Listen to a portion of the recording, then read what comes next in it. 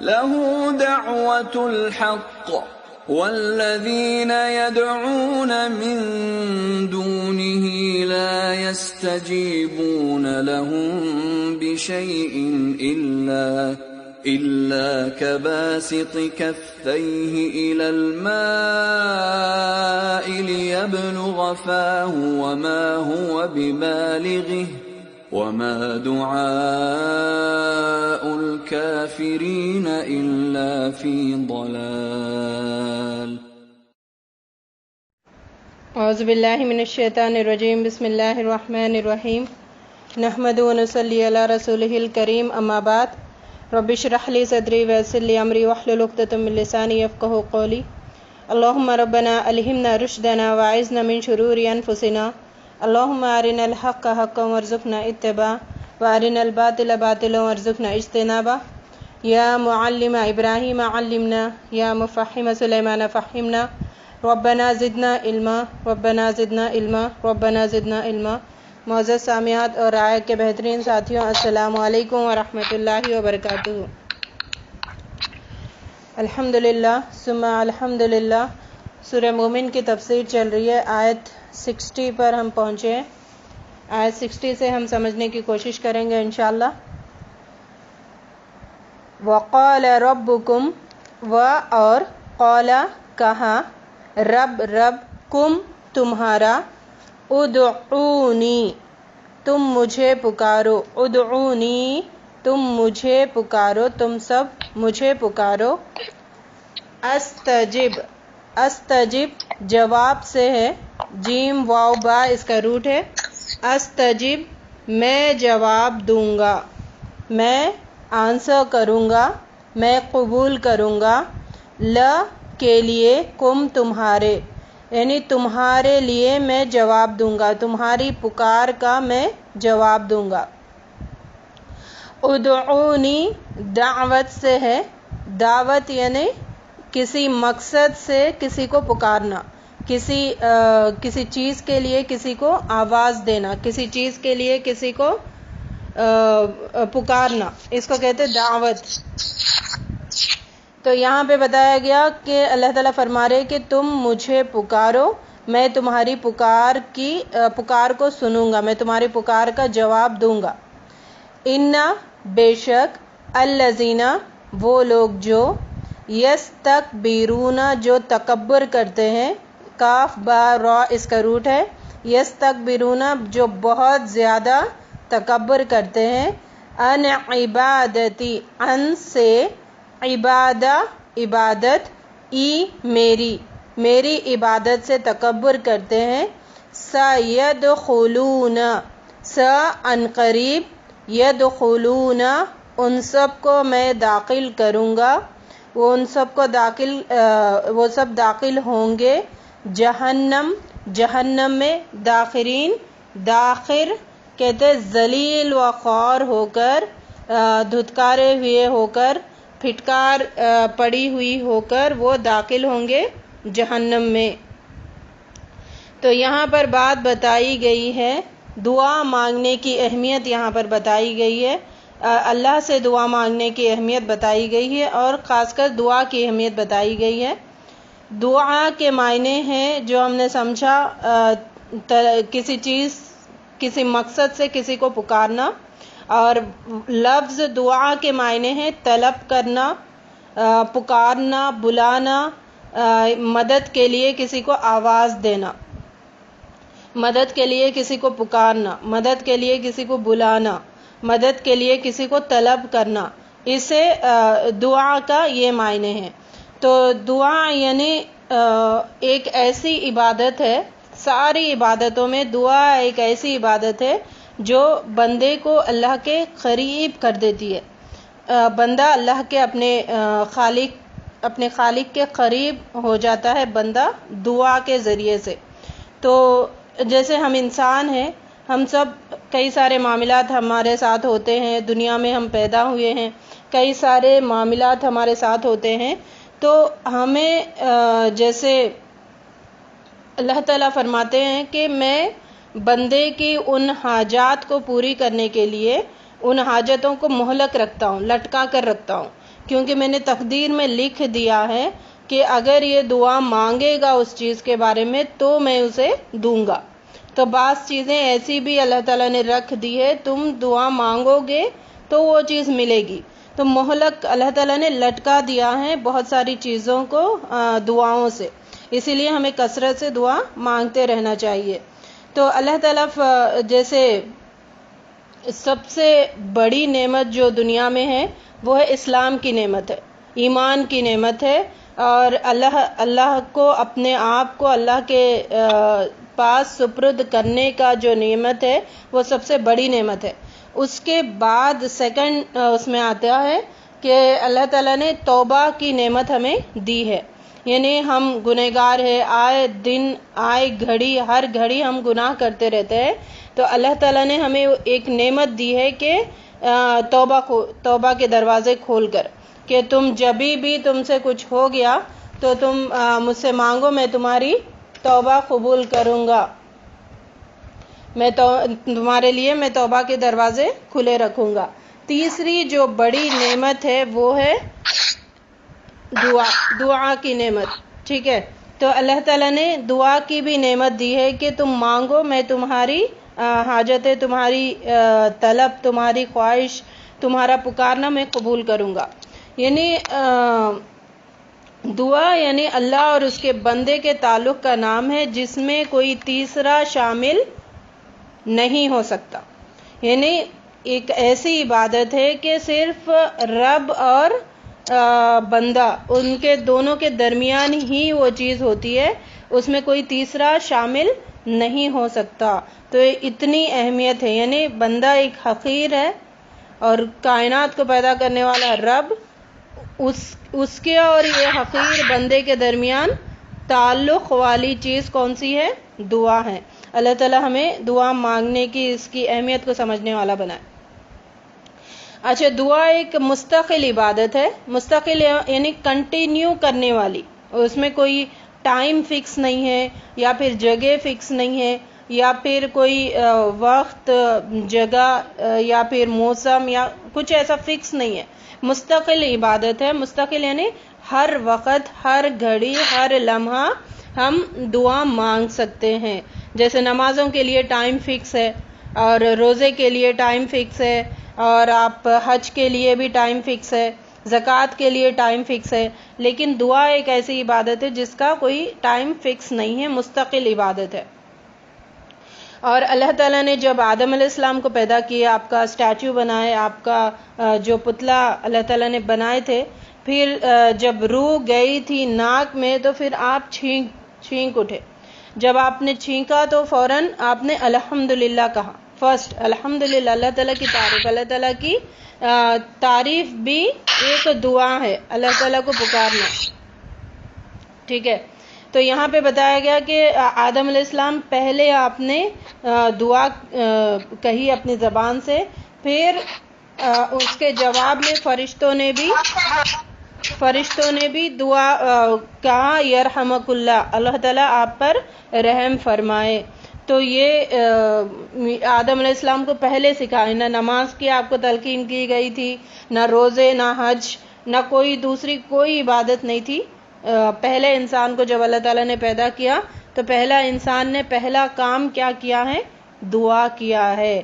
تو ہم جب یہ آپ باتیں پڑھ رہے، جب یہ احادیث اور ان آیتوں پر غور و فکر کریں تو ہم جو دعا کی ہمارے پاس اہمیت نہیں ہے، اس اہمیت کو ہم اپنے اندر جگائیں گے انشاءاللہ، اس اہمیت کو سمجھنے کی کوشش کریں گے۔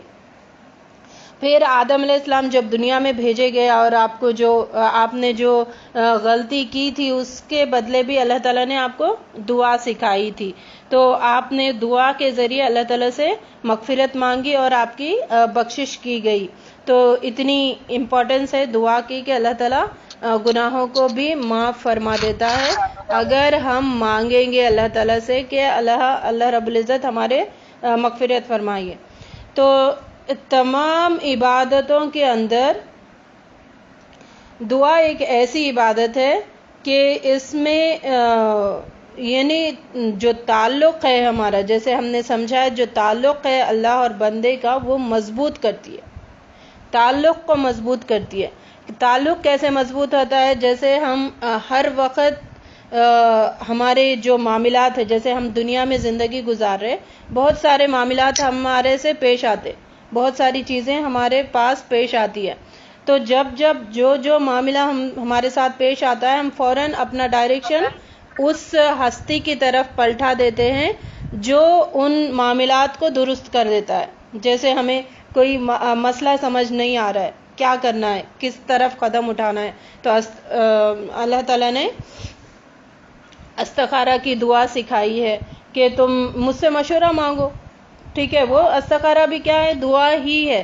اور بلائیں ہیں، مصیبتیں ہیں، جیسے کئی سارے انبیاءوں کا ہم پڑھتے ہیں، کئی سارے انبیاءوں کا ہم دیکھتے ہیں کہ انہوں نے جو مشکلات آئی، ان کو جو حاجت تھی، فوراً رب سے انہوں نے مانگا، ٹھیک ہے؟ اور اگر ہم سنت پر روشنی ڈالیں گے، احادیث پر روشنی ڈالیں گے، تو ہمارے اس کو اگر میں سمجھاؤں تو دن میں 1000 دعائیں ملتی ہے جو نبی صلی اللہ علیہ وسلم مانگا کرتے تھے۔ 1000، اگر ہم اپنا ٹالی کریں کہ کون سی ہم کتنے مانگ رہے اس میں، 1000 میں، تو 1000 میں جیسے انکلوڈ ہے نبی صلی اللہ علیہ وسلم نے زندگی کے ہر پہلو آپ کی زندگی کا دعاؤں سے بھرا پڑا ہمیں ملتا ہے۔ جیسے آپ اگر صبح اٹھتے تھے تو دعا پڑھتے تھے، آپ واش روم جاتے تھے، بیت الخلاء جاتے تھے، آتے تھے، دعا پڑھتے تھے، وضو کرتے تھے، نماز کے لیے آپ ٹھہرتے تھے تو دعا کرتے تھے، مسجد میں آپ جاتے تھے، مسجد سے نکلتے تھے تو دعا ہے۔ صلاۃ کا معنی بھی ڈکشنری میں اگر دیکھا جائے تو دعا ہی ہے، صلاۃ میں بھی دعا ہی ہے۔ اللہ تعالیٰ سے ہم سورہ فاتحہ پڑھتے تو دعا مانگتے، ہم تشہد میں دعائیں مانگتے ہیں، ہم رکوع اور سجدے میں اللہ تعالیٰ کی کبریائی بیان کر کے دعا مانگتے ہیں، گھر میں واپس آتے تو دعا کرتے تھے، گھر سے نکل کے دعا کرتے تھے، سواری پہ بیٹھتے تو دعا کرتے تھے، کسی شہر میں داخل ہوتے تو دعا کرتے تھے، شہر سے نکلتے تو دعا کرتے تھے، شادی ہوتی تو دعا، اور یعنی دلہن کے لیے الگ سے دعا، بچوں کی پیدائش کے لیے دعا، ہر پریشانی میں دعا، خوشی ہو تو دعا، صبح شام کے اذکار، یعنی کم و بیش اگر دعائیں ایک دن میں مانگے تو وہ 1000 کاؤنٹ میں آتی ہے۔ تو ہم اپنا ایک گنتی کر لیں گے کہ ہم نے کتنی دعائیں پڑھتے ہیں دن بھر میں، ٹھیک ہے؟ انشاءاللہ اپنا محاسبہ بھی ہم انشاءاللہ کریں گے۔ تو یہ سنت ہے، تو ہم نے کتنا سنت کو پکڑا ہوا ہے؟ کیا ہم ہر پہلو میں، زندگی کے ہر پہلو میں، ہر قدم میں دعا مانگ رہے؟ بہت سارے لوگ دعاؤں کو مذاق انہوں نے بنائے رکھا ہوا ہے، بہرحال اس کا بعد میں ہم ڈسکس کریں گے۔ تو یہ کم بختی ہے ایسے لوگوں کی، بدبختی ہے کہ وہ دعا نہیں مانگتے اللہ تعالیٰ سے، اللہ تعالیٰ کی طرف نہیں پلٹتے، ہر معاملے میں لوگوں کی طرف پلٹتے ہیں لیکن اللہ کی طرف نہیں پلٹتے۔ اچھا، یہاں پر جو دعا کے ریلیٹڈ قرآن میں بتایا گیا ہے، یہ آیت نمبر 60 میں بھی اس میں جو بتایا گیا، آیت نمبر 60 میں کیا ہے؟ وَقَالَ رَبُّكُمُ ادْعُونِي، اور کہا تمہارے رب نے تم مجھے پکارو، میں قبول کروں گا تمہاری پکار، تم مجھے پکارو، کسی اور کو مت پکارو، میں تمہاری دعاؤں کو قبول کروں گا، میں تمہاری دعاؤں کا جواب دوں گا۔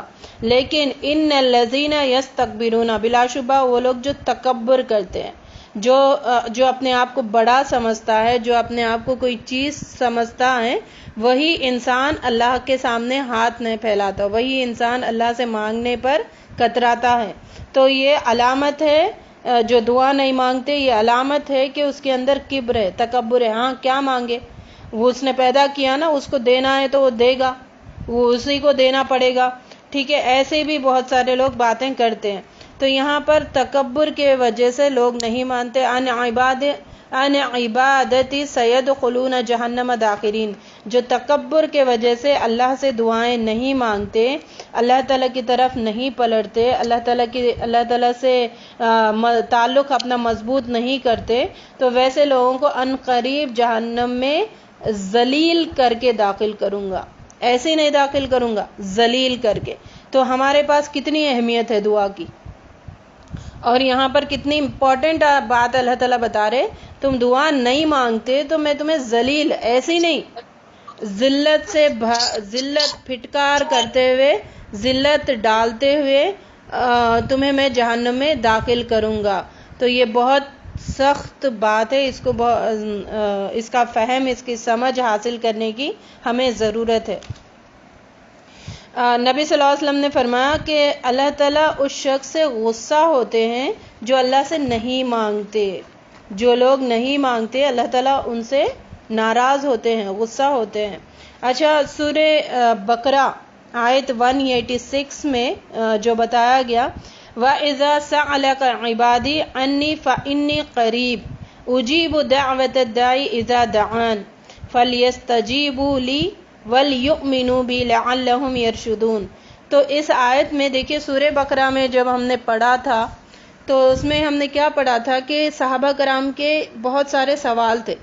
صحابہ کرام نے جیسے چاند سورج کے بارے میں آپ نے سوال کیا تو اللہ تعالیٰ نے جواب دیا کہ آپ کہہ دیں اے نبی، ایسا۔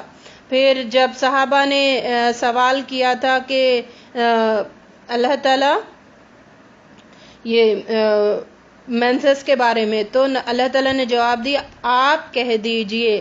اور اسی طرح مہینوں کی گنتی کے بارے میں، اسی طرح شراب کے بارے میں سوال کیا تو اللہ تعالیٰ نے جواب دیا اے نبی آپ کہہ دیجئے۔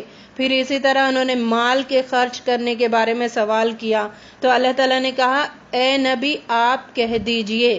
لیکن یہاں پر 186 آیت میں دعا کے بارے میں اللہ تعالیٰ نے کہا وَإِذَا سَأَلَكَ عِبَادِي، جب میرے بندے میرے بارے میں پوچھے آپ سے، اے نبی صلی اللہ علیہ وسلم، یعنی آپ سے میرے بندے اگر میرے بارے میں پوچھے، تو یہاں پہ نہیں کہا گیا کہ آپ کہہ دیجئے، نہیں کہا گیا، بیچ سے نبی صلی اللہ علیہ وسلم کو ہٹا دیا گیا، بیچ میں نبی صلی اللہ علیہ وسلم کو، جیسے ہر سوال میں نبی صلی اللہ علیہ وسلم سے آپ کہہ دیجئے، آپ کہہ دیجئے، یہ کہا گیا۔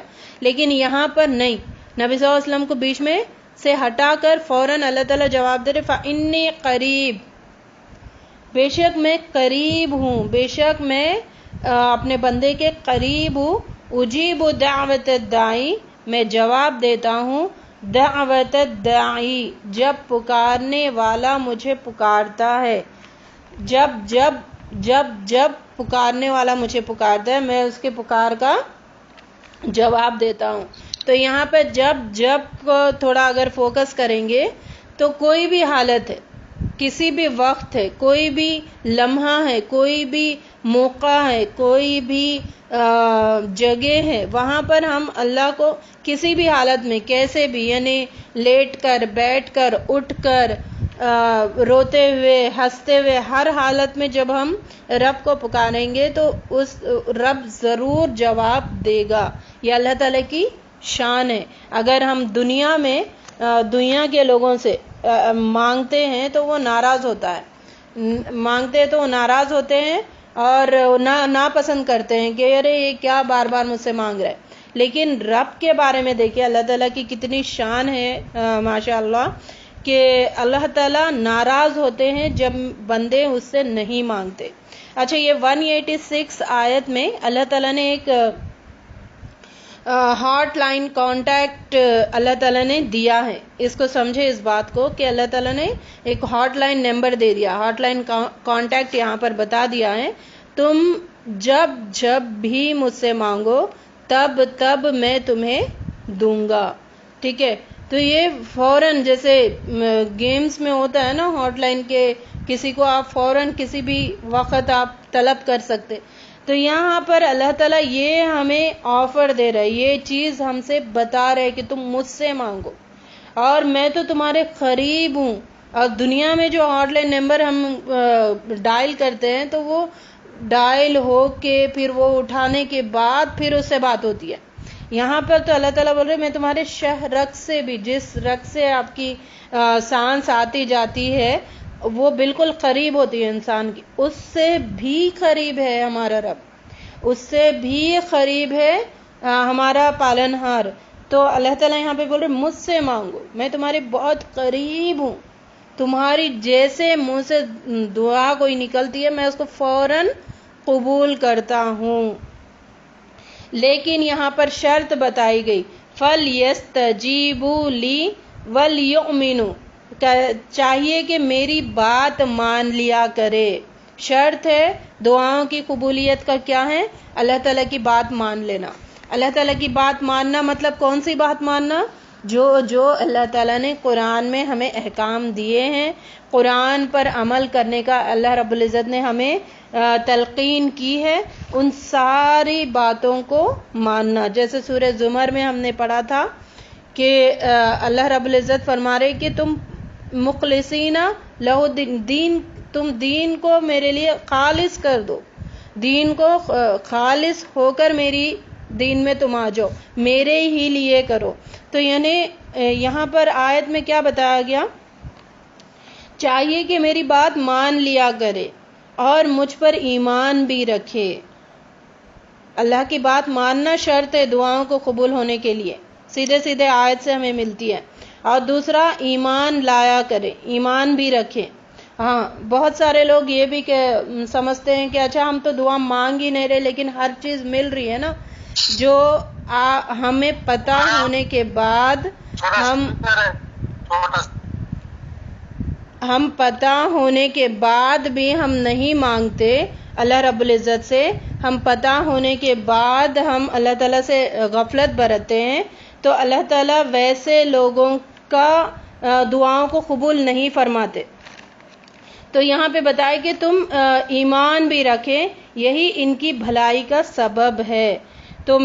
تم میری بات ماننا، یعنی ہمیں یہاں پہ حکم کیا دیا جا رہا ہے؟ تمہاری دعاؤں کو قبول کرنے کے لیے شرط ہے کہ تم میری بات ماننا اور مجھ پر ایمان رکھنا. ایمان رکھنا یعنی جو میں نے حکم دیا ہے، جو میں نے آرڈر کیا ہے اس کو فوراً مان لینا. تو ایسے لوگوں کی ہی دعا قبول کروں گا. ورنہ تو دنیا میں جب میں نے پیدا کیا ہے تو دنیا دینا، دنیا میں تمہیں رہنے کے لیے رہائش اور کھانا وغیرہ، زندگی گزارنے کے لیے جو چیزیں دینا ہے، کسی کو زیادہ دینا ہے کسی کو کم دینا ہے، وہ میں نے فکس کر لیا، وہ تو دوں گا. لیکن دنیا ملنا اور دنیا نہیں ملنا یہ ایمان لانے کا، ایمان سے نہیں جوڑ سکتے. ایمان وہ ہے جو اللہ پر ہمیں کمپلیٹ یقین ہونا چاہیے. ہاں اللہ تعالیٰ ہماری دعاؤں کو قبول کرتا ہے، اللہ تعالیٰ کی بات ماننی چاہیے، تو یہ چیز ہونا چاہیے. تو یہاں پر بتایا گیا ایک اور آیت میں، سورہ مومن آیت 60 میں، وَقَالَ رَبُّكُمُ ادْعُونِي أَسْتَجِبْ لَكُمْ إِنَّ الَّذِينَ يَسْتَكْبِرُونَ عَنْ عِبَادَتِي سَيَدْخُلُونَ جَهَنَّمَ دَاخِرِينَ. تو اسی آیت میں اور تمہارے رب نے فرمایا مجھ سے دعا کرو میں قبول کروں گا، بے شک وہ جو میری عبادت سے تکبر کرتے ہیں ان قریب جہنم میں وہ سب داخل کیے جائیں گے. نبی کریم صلی اللہ علیہ وسلم فرماتے ہیں دعا افضل عبادت ہے. ترمذی کی روایت ہے دعا افضل عبادت ہے.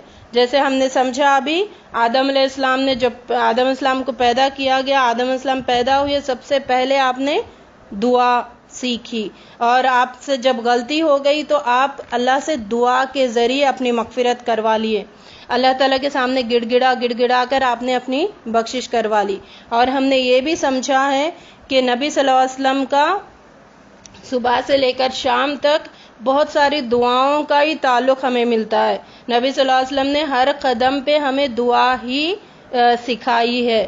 تو اور آگے ایک اور حدیث میں بتایا گیا، نبی صلی اللہ علیہ وسلم فرماتے ہیں لیس اکرم شیء عند اللہ، اللہ کے نزدیک دعا سے زیادہ عزت والی کوئی چیز نہیں ہے.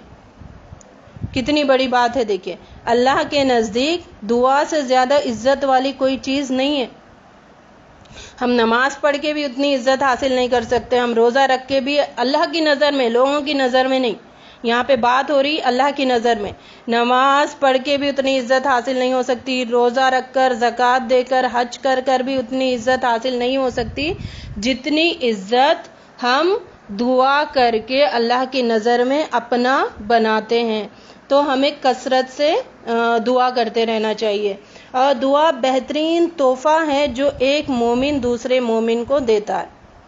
اور سب سے بہترین تحفہ کیا ہے؟ السلام علیکم ورحمۃ اللہ وبرکاتہ. السلام علیکم ورحمۃ اللہ وبرکاتہ مطلب ساری کی ساری وہ سامنے والے کو ہر اس کی زندگی اور آخرت کی ہر بھلائی کی ہم اس کو دعا دے رہے. تو سب سے بہترین تحفہ جو ایک مومن دوسرے مومن کو دیتے ہیں وہ تحفہ ہے، وہ دعا ہے. ٹھیک ہے. تو اللہ تعالیٰ ہمیں کثرت سے دعا دینے والا بنائے. صحابہ کرام کا ایسا عمل ہوتا تھا تو بازار میں نکلتے تھے، سلام، دیوار بھی کراس ہوتی تھی، ابھی سلام کیے، کچھ دیوار کراس کر دیے، پیڑ کراس کر دیے، جھاڑ کو کراس کر دیے، پھر سلام کرتے تھے، پھر سلام کرتے تھے، سلام کرتے تھے. ہمارے گھروں میں چین سکون برباد کیوں ہوا؟ ہم سلام کو عام نہیں کر رہے. ہمارے صبح اٹھتے تو ایک دوسرے کو سلام نہیں کرتے، سوتے ہوئے سلام نہیں کرتے. تو یہ میں اور آپ یہ چیز سے بہت دور ہے. اس وجہ سے ہمارے گھروں میں ایک خیر و برکت، عافیت، اور بہت سارے لوگ تو سلام کرنے میں شرم بھی آتی ہے بہت سارے لوگوں کو. اللہ تعالیٰ ہمیں ایک دوسرے کو یہ جو بہترین تحفہ اللہ تعالیٰ نے ہمیں عطا کیا ہے اس تحفے کو بانٹنے والا بنائے، سلام کو عام کرنے والا بنائے. تو دعا جیسے ہم نے سمجھا کہ ایک مستقل عبادت ہے، ہر وقت ہر گھڑی ہر لمحہ مانگتے رہنے والی چیز ہے. جیسے کہ سمجھا نبی صلی اللہ علیہ وسلم نے 24 آورس میں کتنا 1000 دعائیں آپ کی زبان سے نکلتی ہے منیمم. ایک کیلکولیٹ کیا گیا تو 1000 دعائیں. تو ہم اپنا محاسبہ کریں، کاؤنٹ کریں کتنی دعائیں ہم کرتے ہیں. ایک اور بات بتائی گئی، ہر آفت کو ٹالنے کا سبب بنتی ہے دعا، ہر مشکل کو ٹالنے کا سبب بنتی ہے دعا، ہر مصیبت کو ٹالنے کا سبب بنتی ہے دعا.